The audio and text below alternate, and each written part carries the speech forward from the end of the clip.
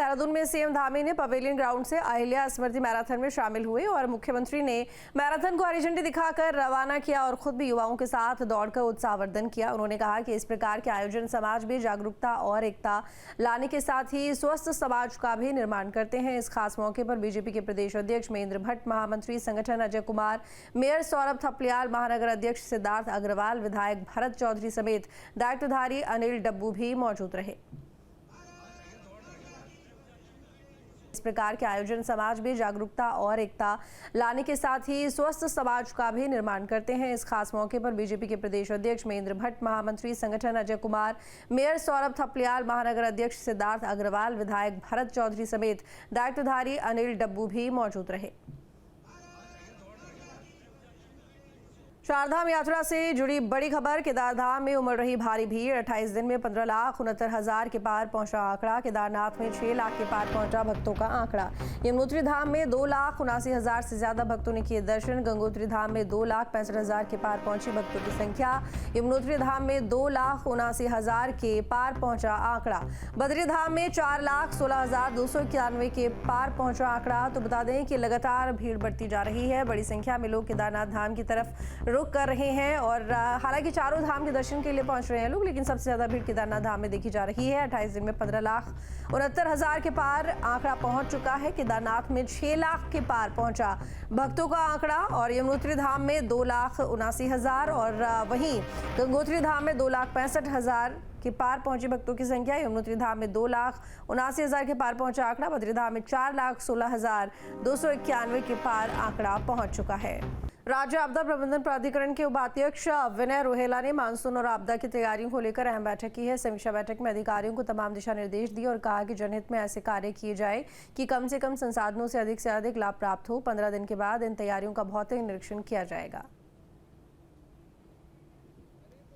से जो आपदा के कार्यकाल के अंतर्गत जो आपदा में कठिनाइयाँ आती हैं उनको निवारण करने के लिए, जैसे जब आपदा के अंतर्गत कहीं कहीं हमको शिविर बनाने पड़ते हैं तो उन शिविरों को किस प्रकार से व्यवस्थित करेंगे, उनकी व्यवस्था, उसमें खाने की व्यवस्था करेंगे, उसमें उसकी व्यवस्था, इस प्रकार से सच में क्योंकि अभी ये प्रिपरेशन बैठक थी, उसका मूल्यांकन बैठक करने के लिए 15 दिन बाद पुनः एक बैठक की जाएगी, जिसके अंतर्गत भिन्न भिन्न स्थलों पर स्थलीय निरीक्षण करने के बाद कि कहाँ वो कार्य हो गए जहाँ ये अंकित किए गए थे, उनको निरीक्षण करने के बाद और मूल्यांकन करने के बाद उस बैठक के अंतर्गत अग्रिम रूप से और क्या तैयारी की जा सकती है उसको भी आकलन करने के लिए उस बैठक के अंदर सभी विषयों को रखा जाए।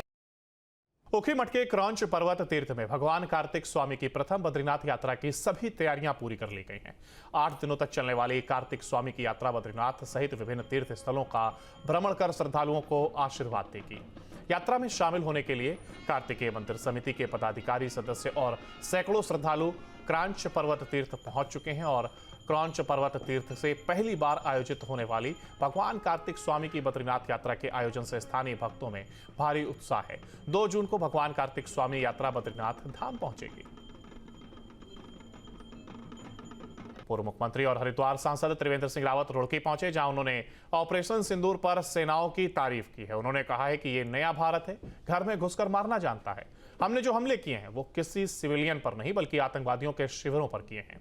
आज भारत दुनिया में अलग पहचान बना रहा है। हमको अगर कोई नष्ट करना चाहेगा तो उसको भारत अब बख्शेगा नहीं। अब ये भारत 2025 का भारत है, ये पुराना भारत नहीं है। आज ये नया भारत है, ये विकसित भारत आगे बढ़ रहा है और आज हम टारगेटेड हम जो भी करेंगे वो टारगेटेड होगा। हमारा टारगेट सुनिश्चित है कि हमने आतंकवादियों के ठिकानों को उड़ाना है तो केवल उन्हीं को उड़ाने का काम किया। एक भी सिविलियन बस्ती में उन कायरों की तरह किसी सिविलियन पर आज तक नहीं आने दी। ऋषिकेश में अवैध शराब बिक्री के खिलाफ लोगों में आक्रोश है। शराब की अवैध बिक्री और तस्करी पर रोक लगाने की मांग को लेकर के नारेबाजी करते हुए प्रदर्शन किया गया है। पुलिस को इस संबंध में एक ज्ञापन भी सौंपा है। जल्द से जल्द शराब की अवैध बिक्री और तस्करी पर रोक नहीं लगने पर आंदोलन की चेतावनी दी गई है। पुलिस ने सकारात्मक कार्रवाई का भरोसा भी स्थानीय लोगों को दिया है। आज इन्होंने एक ज्ञापन दिया है और इसके संबंध में, नशे के संबंध में, कि यहाँ पर नशे की बहुत ज़्यादा वो हो रही है, तो हमने इनको आश्वासन दिया है कि हम शीघ्र ही इसका करेंगे और यदि कोई भी सूचना किसी को प्राप्त होती है तो मेरे संज्ञान में लाएं और मेरे द्वारा उस पर कार्रवाई की जाएगी। पुलिस ने सकारात्मक कार्रवाई का भरोसा भी स्थानीय लोगों को दिया है। नैनीताल जिलाधिकारी वंदना सिंह ने मानस खंड परियोजना के तहत सौंदर्यीकरण कार्यों का निरीक्षण किया है। डीएम ने कार्यदायी संस्था को गुणवत्ता के साथ कार्य समय पर पूरा करने को कहा है। निरीक्षण के दौरान सौंदर्यीकरण कुछ जगहों पर हुई टूट-फूट को लेकर के डीएम ने नाराजगी व्यक्त की और संपत्ति को नुकसान पहुंचाने वालों की पहचान कर उनसे भरपाई करने के आदेश दिए हैं। डीएसए के एंट्री के जगह पर, जहां पर मस्जिद तिराहे के पास जहां पर पानी भरने की शिकायतें आ रही थी बरसात में, तो उसको भी देखा है मैंने। उसमें क्योंकि नाली वो बहुत छोटी है और वहाँ पर नाली का जो सामने का हिस्सा है वो बहुत संकरा है, पानी ज़्यादा होता है। उसके लिए पीडब्ल्यूडी को कहा है, उन्होंने काम करना अपना आरंभ कर दिया है। उसकी जो जाली है उसके उन्होंने ऑर्डर्स वगैरह दे दिए हैं, उसको हम खुदवा के जल्दी ही ठीक करा देंगे, उसको चौड़ा करना पड़ेगा। साथ में मानस खंड परियोजना के अंतर्गत यहाँ पर जो काम पीडब्ल्यूडी करवा रहा है, चाहे वो कॉरिडोर का निर्माण का काम हो या प्रभावितों के लिए दुकानें बनाने का काम है, उसको भी देखा है, उसकी प्रगति को भी देखा है, उसको जल्दी ही पूरा करने के निर्देश दिए हैं। क्योंकि भविष्य में यहाँ नंदा देवी महोत्सव भी होना है, दशहरा भी होना है और गुरुद्वारे का भी अपना एक कार्यक्रम होता है, वो भी होना है। तो उस दौरान जो ये हमारे धार्मिक आयोजन है, सांस्कृतिक आयोजन है, उससे पहले हमारे जो निर्माण कार्य चल रहे हैं वो सब पूरे हों मानस खंड के अंतर्गत।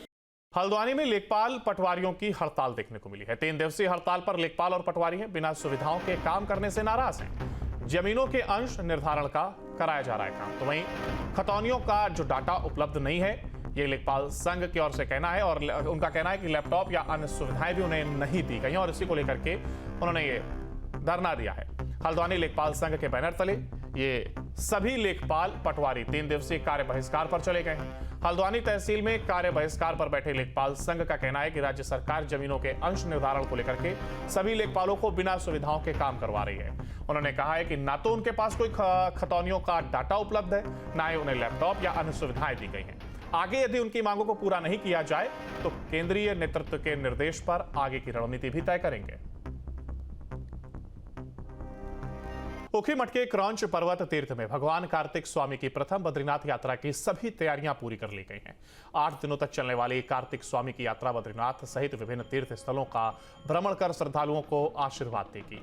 यात्रा में शामिल होने के लिए कार्तिकेय मंदिर समिति के पदाधिकारी, सदस्य और सैकड़ों श्रद्धालु क्रौंच पर्वत तीर्थ पहुंच चुके हैं और क्रौंच पर्वत तीर्थ से पहली बार आयोजित होने वाली भगवान कार्तिक स्वामी की बद्रीनाथ यात्रा के आयोजन से स्थानीय भक्तों में भारी उत्साह है।